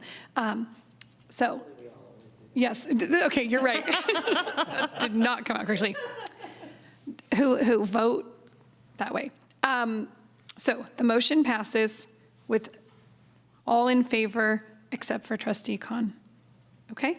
All right, we will now, do we have our auditor? Okay, great. So we will now move on to item 17B, the AUSD financial audit report. Okay, thank you. So the board is required to review and take an action on district's annual audited financial statement. And our audit firm, Christie White and Associate, performed 21-22 district-wide financial audit and prepared audit report. And Christie White, Inc., the partner Valerie Shaw, is joining us via Zoom, and she's going to present the audit report and answer any questions the board may have. So the audit is a three big part. One is financial statement, and also they audit the federal requirement compliance and the state compliance. And we received the all clean opinion in all three areas. Okay, so she is here now, and Valerie get to share your screen. Hello, everyone. I'm Valerie Shaw. I'm with Christie White, your district auditors, and I'm here to present your 21-22 annual audit report. Hopefully, everyone can see my screen at this point. So what we present is several opinions over your financial statements, and our opinions basically mean that we're giving you reasonable assurance that your financial statements are materially correct. We're not addressing the financial condition of the district. And we've been able to give you an unmodified opinion, which is the best opinion possible. So we're telling you that your financial statements are presented in all material respects as listed here. So we're giving you a clean opinion, as it were. Some of the highlights for the year, fortunately, we didn't have a lot in the way of changes. The governing standards board likes to make changes every year, but nothing substantial impacted your financial statements. But the major highlight is that your long-term debt obligations were significantly decreased from the prior year. So you see here that you had a decrease of almost $30 million from the previous year. Most of that was related to the net pension liability, and some of it was due to your ongoing general obligation bond payments. So one of the opinions that we give is over financial reporting. And so we're doing tests over your cash balances, your accounts receivable, capital assets, accounts payable, the student body funds, long-term debt, and journal entry processings. We're happy to report that we had no significant deficiencies, we had no material weaknesses, and we had no non-compliance. So that was a fantastic job. We also give an opinion over your federal compliance, and we rotate the programs that we test annually. So the programs that we tested for the 21-22 year were your education stabilization funds and your special education cluster. We've been able to give you unmodified opinions on these programs as well, which again is the best opinion that we can possibly give. We had no significant deficiencies and no material weaknesses. Also give an opinion on state compliance. The state gives us a list of programs that they want us to look at. So I've included a list here of the programs that we did look at for your district. And again, we've been able to give you an unmodified opinion, no significant deficiencies, no material weaknesses, and no issues of non-compliance. We had no audit findings for the year, and we had no audit findings in the previous year. So it's a fantastic job. Your business office and really everybody involved has done a fantastic job. It's unusual to have an audit report with no findings, but it just shows the hard work that your business office has done to make this happen this way. So if anybody has any questions, I'd be happy to answer them. Any questions or comments? Trustee Dina. Yeah, I think I had this question last time we had an audit report, but I wanted to know what the associated student body was. Did we ever figure out what that? Say that question again. What the associated student body was? It was on one of the slides. Sure. So I can answer that if you want me to. Sure. It has to do with the funds that your student body raises. So it's anything to do with fundraising at the school site. You know, if you're doing fundraisers for the football team or the cheerleading squad and all of that, there's a bank account that's maintained at each one of the school sites that maintains this associated student body.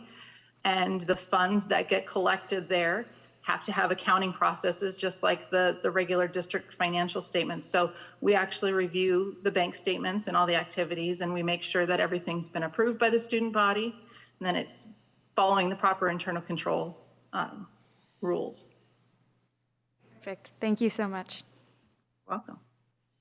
Trustee Rosenbaum. So I really want to thank Jackie for just an amazing job, things that make my eyes glare over. And we've had a nice conversation about that. But it's just incredible. This stuff is so complex. So I always ask, because I go like this. I can talk about curriculum all night long. I can talk about students and teachers and all that stuff and law. But so I sent Jackie, I think maybe 5 questions. Because I've conferred with my expert and who's agreed to confer and send questions that might be of interest either to the public or the board or everyone. So I can read the questions to you or? Sure. Or you could just, okay. I have them in a different place. So I think it's on page 6 or 63 on our pages. The AUSD's liabilities exceed the assets by $15 million, but that's an improvement over the previous year. Net negative of $27.8 million. I think I might like to hear why unrestricted is net negative of 55 million. Complex question.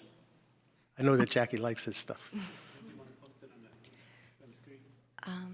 It's page 63 of ours. Sure. It's page 63 on our. Sure.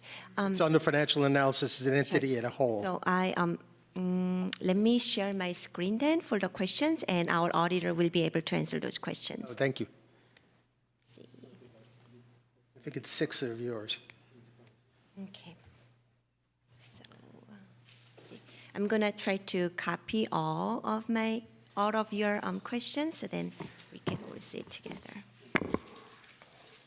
Okay. 6. And Valerie, did you catch the questions? Yes. Would you like me to start answering 6, them yeah. while you bring the questions up? Yes. Perfect. So the unrestricted net negative, you're right, this is a complex question, but ultimately the main things that are impacting that and what's causing it to be negative would be the net pension liability and the OPEB liability. So those are both substantial balances, and your district, the health of your district is judged by its general fund. The statements that you're talking about are the government-wide statements. So that includes all your funds plus anything long-term, whether it's long-term debt or your capital assets, it all gets lumped together in those main statements. So the net effect of everything ends up being an unrestricted net negative of $55 million. And if you look at your net pension liability and your net OPEB liability, those balances basically come out to almost that amount. So that's really what's driving those numbers negative. Okay. I don't know if that answers your question as to why it's negative, but ultimately that's what's causing it. Okay. I don't understand any of this stuff. So you can stop me if you want. On the next page, is there a reason that expenses for instruction decreased from 33 million in 2021 to 30 million in 2022? Was there declining enrollment, or is it our general administrative expenses increased from 4.7 million to 6 million? I think Jackie sent me an answer on that. This has to do with the net pension liability again, unfortunately. So ultimately, the statements that you're referring to, again, are combined of all activity for the district. So if you looked at your fund level instructional expenses, they actually increased from 2021 to 2022. But when you combine it all, the net pension liability and the changes in the net pension liability end up driving that number down a little bit, just because of how the net pension liability has changed. So it's decreased that expense. So it doesn't give you a true picture of what you truly spent on instruction, unfortunately. And Jackie, you sent something that I do understand, that it has to do with the coding, the expenses for the RS. That is correct. All that stuff. Yes, and then the general admin expenditures increase. So this is also with the coding the state is requiring. So what it is that we call STARS on behalf payment. So what it is that state want to be recognized. This has happened maybe like about 4 years ago, 5 years ago, that all the school district, the state want us to show their portion of their contribution. So on top of our revenue and expenditures, we are putting about $1.6 million in the past year. So $1.6 million extra revenues that we are getting from the state, which is really, we don't get any of those, right? But state just want to be recognized. And we are also adding another $1.6 million as a STARS contribution from the state. So now, the year before in 2021, it was coded under instructional expenditures and revenue. Right. And somehow in state, when they give us the coding this year in 22, it was under general admin expenditures. So the general admin expenditure didn't really increase. It was the coding that makes the differences. So the state actually makes it harder for us to actually explain what we're doing. Yeah. So state rules a lot of things. And then, well, you've got the questions there. I think it's page 66 on ours, which is your page 9. curious how pension liability could have decreased from 51 million to 26.5 million in 1 year. Might it be related to 21.6 million deferred inflows related to pensions, which I don't understand? Yes, I don't. Valerie, are you ready to answer the question as well? Is she? Still going to get out early. Let's see. She might have dropped off because she doesn't look like she's in attendance anymore. So it is also the same concept of the net pension liability that, so it's interesting that all these numbers, I don't have it in our audit lectures. When the auditors reports to the state in the audit report, they have to add this extra numbers to show it to the state that this is a net pension liability, and that drives a lot of numbers little off. So there's one of the page in the audit report that it reconciles. It shows the real numbers that I present to the auditor, that this is what we have in our book and in our accounting system, but auditor also add their own numbers based on the state testing and requirement, and also we get the report from, what is called that OPEP report. Let's see, so she's joining us again. So you will see two different numbers. So the UCLA Anderson forecast, is that what you're talking about? Okay.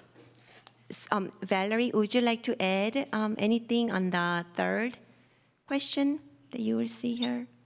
Sure. So ultimately, and I apologize if Jackie's already answered the question because my internet connection cut out. So ultimately, the net pension liability decreased roughly in half, and that has to do with the CalPERS and CalSTRS actuaries and their calculations of these balances. CalSTRS dropped roughly 53%, I want to say, and CalPERS dropped roughly 33%. So ultimately, your district, I guess, reaped the benefits of that, and the market was doing significantly better as well, because these are based on the June 30, 2021 actuarial study. So at that point, the economy was doing much better. Right. So it's really the district does not have a control. It's more of the numbers that the state provide, and we are just adding those numbers in the report. Yeah. I'm glad you can make sense of it. So there's only two more questions.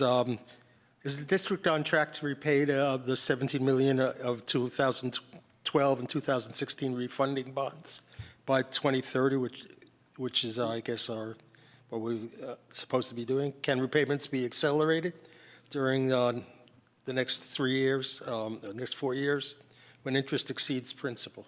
Right. So this is a question for me, since this is an operation question, not the number question for the audit report. So yes, we are on track to repay 2012 and 2016 the bond by 2030. And about can we repay actually during 23-27 interest exceed principal? So the answer is we received the updates from our bond consultant, and given this increase in borrowing rates at this point, it's fairly unlikely we will have a refunding opportunities. So when we issued a bond in 2016, it's very interesting model, but when we issued a bond, we also have the consulting services comes together, and their job is always making sure that with the market, always making sure that if district is in a good position throughout the bond payment. And they advise me periodically, or maybe like twice, 3 times a year, that this is really not the time for us. This is a question that might come up from the public because they want to know that we're meeting our obligations. So. Yes, that is correct. Mm-hmm. But last question. Yes. How does the 2022-23 projected deficit spending compare with what was in your first interim or will be in the second interim? And I explained that we did look at the first interim already.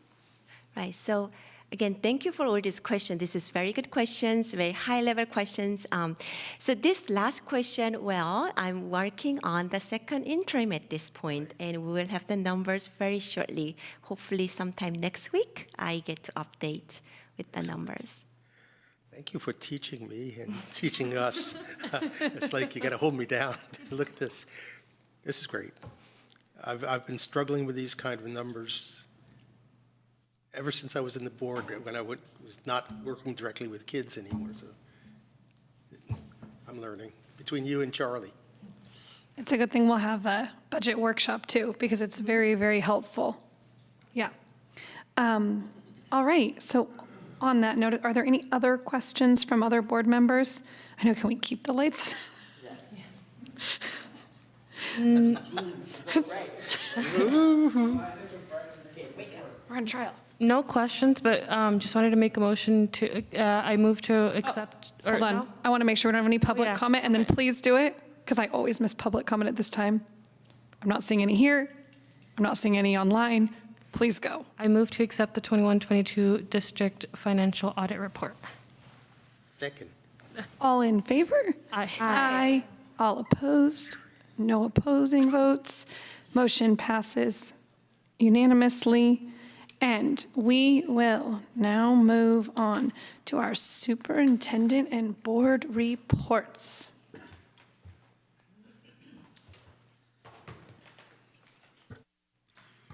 Thank you, Madam Chair Davidson. Tonight, I have two items I want to walk you through. Today is February 28th, the last day of African American history. And I wanted to spend a moment about what is African American history. And I'll take a moment to read an excerpt that I wrote earlier in the week. It says, February is Black History Month.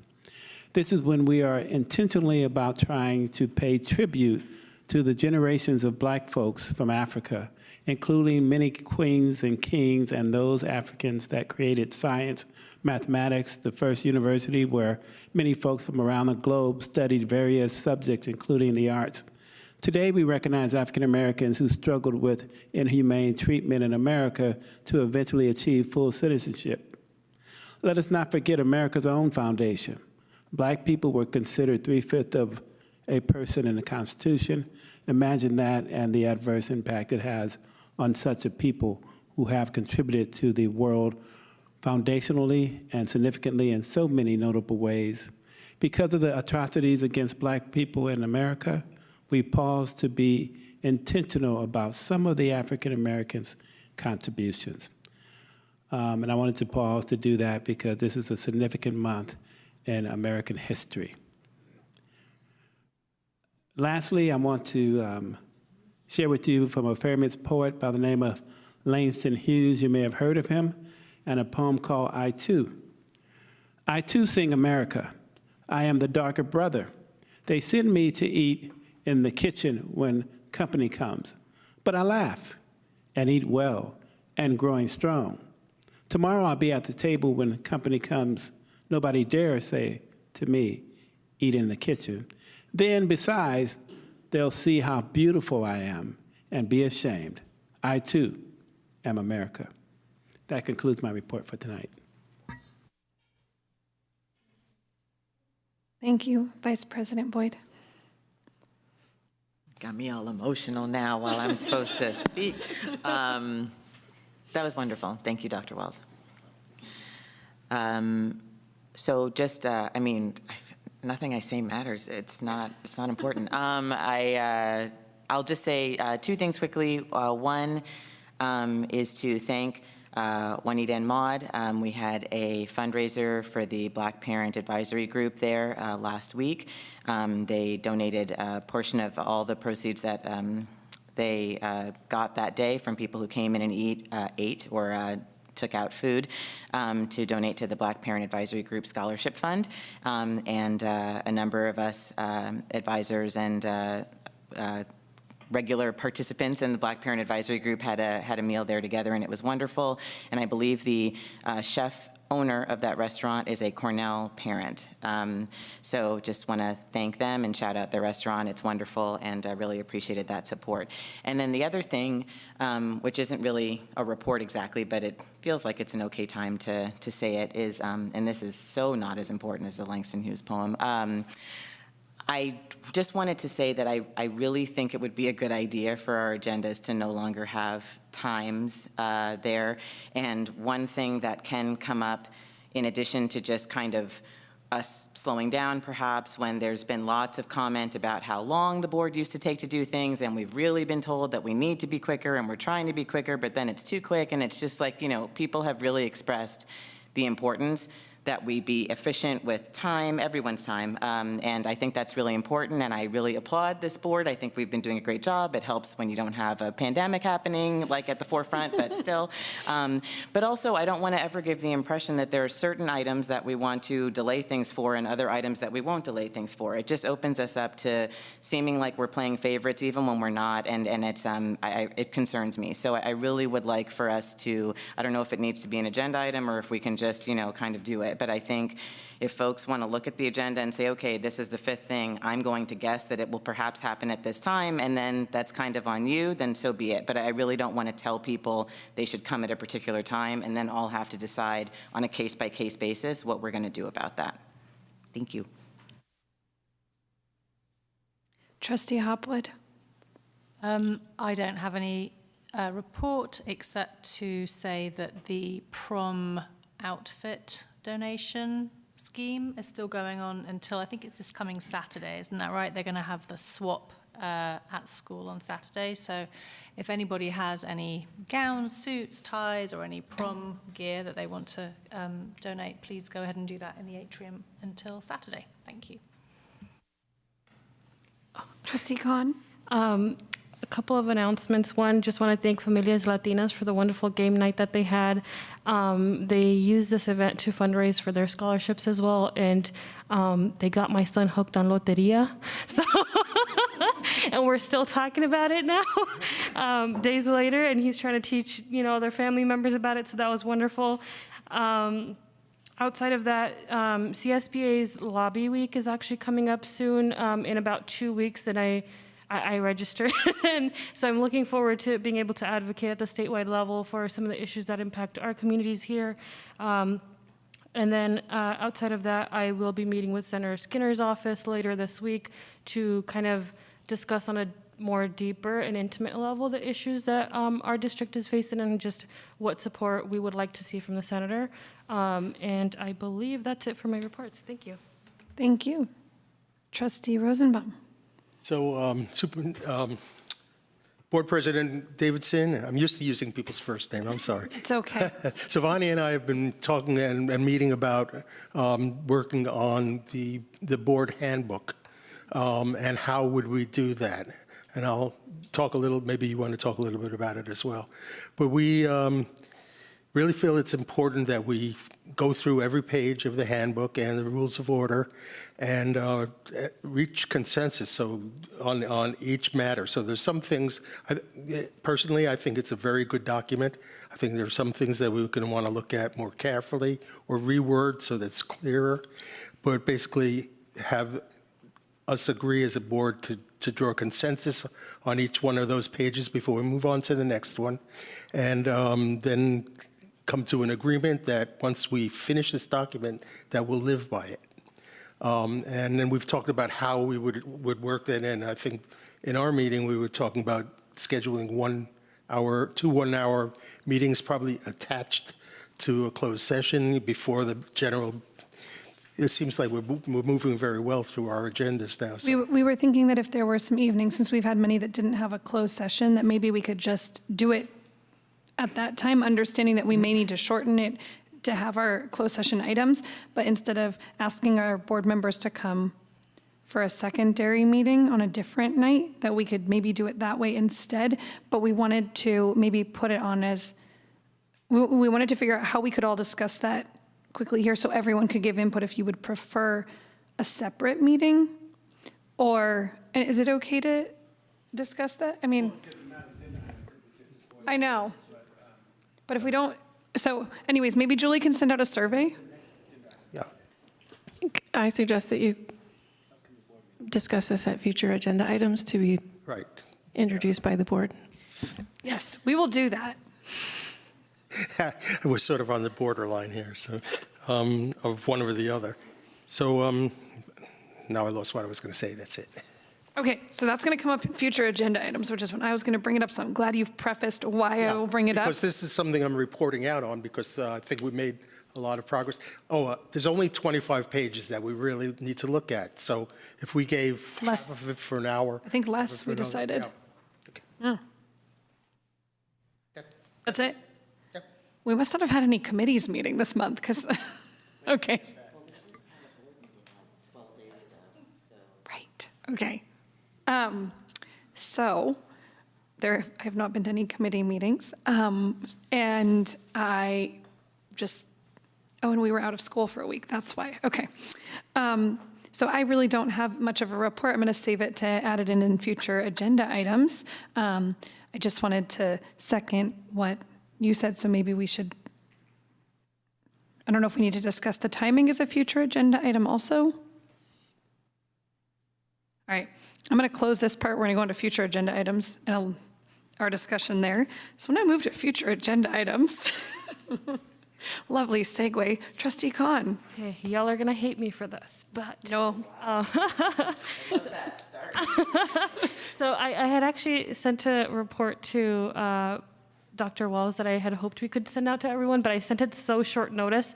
I know you probably did not have time to even see my email, but it was basically a report from the UCs on approved ethnic studies courses, and basically examined about 28 different courses that are currently already implemented. 22 of those were one-year courses, and then 6 of them were one semester. And so the reason I wanted the board to look at it is because I know we've already approved a one-semester course, but what I found interesting was that many of those one-semester courses focused on just one ethnic group, and I think that would be a much more richer experience for our students to have if we, I know we said we'll look at ethnic studies again in maybe a year or so, but I would like for folks to also have that in the back of their mind as we, review how things go this year versus next year, and think about the possibility of just focusing on one ethnic group and what that might look like to allow for a more richer and more nuanced conversations to take place in a one-semester course, because that, it's very clear, like, that is the sentiment that our students want, that everybody wants, and so I want us to be able to support that, and I want our teachers to feel fully equipped to teach the content without feeling like they have to rush through, from Chicano studies to AAPI to, Native American and so on and so forth, and so that was a consideration that I was hoping could be brought up at some point. So we would like a future agenda item. It doesn't have to be like recent, like, because I know we just got through this, so it doesn't have to be anytime soon, but just. Well, I'm just trying to figure out what exactly you're looking for. Right. I get it. Here's a good thing about coming back in a year or two. You would have generated a lot of qualitative data, and we moved from assuming that there's only one ethnic group to discovering what ethnic groups we're honing in on, and having an opportunity to reflect and adjust and make recommendations. Right now, we don't have any data in the required one semester course.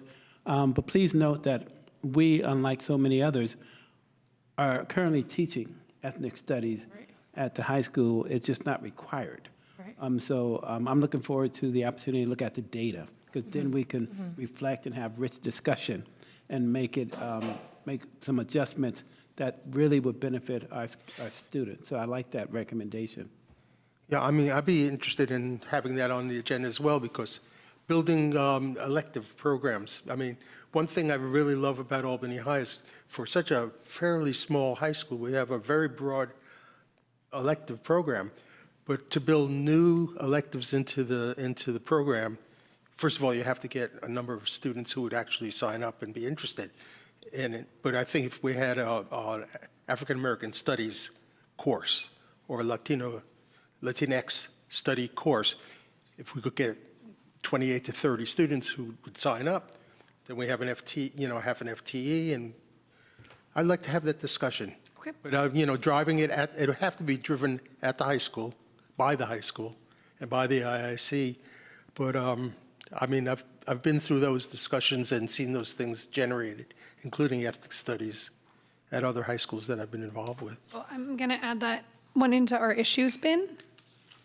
Okay, I'm going to put it in the issues bin right now so that we keep that keep it alive. Okay. Let me get in here. And Okay. Well, I'm going to do it later because I got to navigate it all. I'm going to put it in there. All right. That is going in the issues bin. Okay. Any other future agenda items from anybody else? Okay. Just the logistics of the work that we'll do on the handbook. So I guess there are two now. One that we don't need to discuss about how we'd like to structure our board meeting agendas. So would we feel comfortable with removing the times associated with each item off? And we could keep them on a schedule for us, so maybe we know, and then the public schedule could not have it, so we have somewhat of a gauge. But it also will have the time for each item, so you can just do it yourself. Because the items have an allotted amount of time, right? See, I think those things need to be, these are estimates. Because you never know where the discussion's going to go. But we estimate that we're going to start at 8:05, but, if people have to know that we might be early or late. That's just the way board meetings go. So I agree. Point of clarification real quick, I don't think we can really debate this because it's Right. future agenda items. I Right. would just suggest that we do put it on the agenda so we can have this discussion and then offer our thoughts. Yep. Sorry. No, that's fine. So future agenda item is whether we would feel comfortable with removing them or not. Sorry, there's how to structure times, and I want to make sure that we understand it's times for starting an item and the duration of an item. We need to discuss both of those as an element of this future agenda item. And then the second future agenda item, or something that needs to be sent out differently, is structuring our governance handbook workshops, and whether or not we would like to do those as an individual workshop for about an hour and a half to 2 hours, or whether we would like that as sort of 2 45-minute sessions in lieu of a closed session right before our meetings. So we can either ask for a quick survey to be sent out for that to all of us and then respond. Okay. Can I just ask, it would also be good. Let me do this one. Sorry. Sorry, Ms. Shin. We both Ms. Shin and I have thinking the same thing. We need a clarification on what the board's desire is around the future agenda item with the governor's handbook. I think I heard one thing about maybe cursory to consider a 2-hour session versus whatever else. So we wanted to hear so that we can support. So is it? Well, I think we need a system to pull the board, but we can't do that right now. So those would be the two options, would be either the previously proposed 2-hour workshop that we were asked about, or, if possible, 2 shorter sessions in lieu of closed sessions when we don't have a closed session. May I ask, is there anyone who's not able to come be here before 6 o'clock or before 6:15?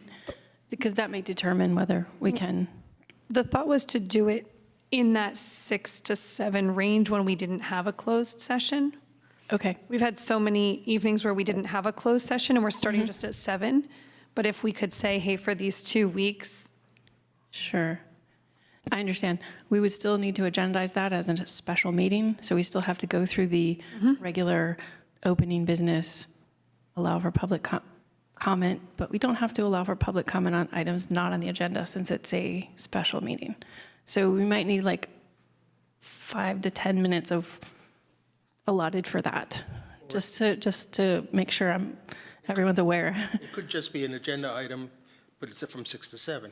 We'll be in public as well. This is a workshop that's happening in public, so we're not going to go into closed session.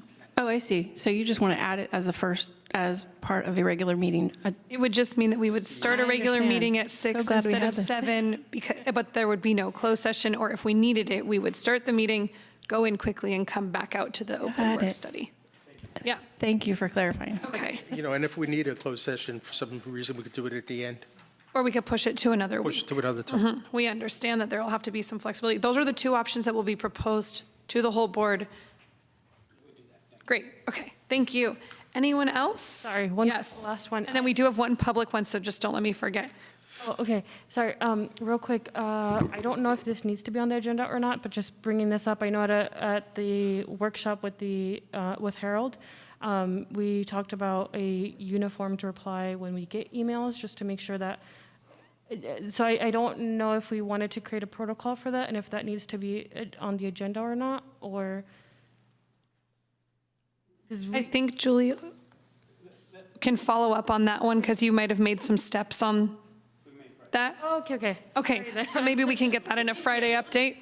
Yes, Friday update it comes. All right. No, it's great. It's good reminders. Also, there's so much that goes on in like behind, and then not everyone knows, and it's hard. It's not really like there's a time for us all to say, hey, we all need to be on the same page about something. Okay, and it looks like we have one public comment online for future agenda items. Go ahead. Good evening, everybody. This is Jeremiah Garrett Pinguelo here. I have a few agenda items for next meeting. Let's see here. So one is safe routes to school. It's next week or next month, and I was wondering if we can get either a club at the high school going for safe routes to school, or designate one parent at least for each school to run that program. Also, more on school safety, future agenda item to discuss possibly the school board writing a letter of recommendation to the Albany City Council and Albany Transportation Commission in support of a new 15-mile-an-hour slow zone around the schools. Right now, the City Council has the authority to make a 15-mile-an-hour zone, a slow zone around the schools during school hours. But the Transportation Commission needs more public voice. They need the school district in support of it. So that's a really important agenda item to do for sure. And let's see, I'll just end it with that. So yeah, so basically, safe route to school, a club at the high school, and a parent from each. Oh, I remember the last one, crossing guards. There's what, 6 or 7 schools in Albany, and there's 6 crossing guards that the city pays for. And right now, I don't think the school district pays for not even one single crossing guard. You know, it's really dangerous, drop off and loading time. So I think it would be great if the school district can look for some funding, or at least have a discussion on possibly creating some crossing guards within the school district. Thank you. Thank you so much.